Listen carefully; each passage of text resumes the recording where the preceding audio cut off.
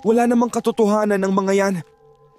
Mga kwento lang yan ng matatanda para takutin tayo. Ngunit habang papalalim siya sa eskinita, nagsimulang magbago ang hangin.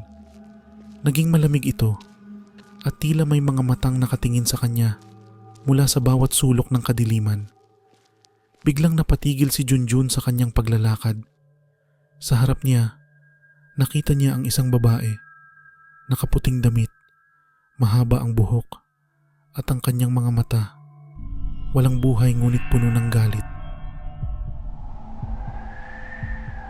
Sino? Sino ka? Ako si Maria. Bakit mo ako ginugulo? Hindi na nagawang sumagot ni Junjun. Tumakbo siya ng mabilis pabalik, ngunit pakiramdam niya ang bawat hakbang ay parang palapit sa kamatayan. Nang makarating siya sa dulo ng eskinita, nawalan siya ng malay.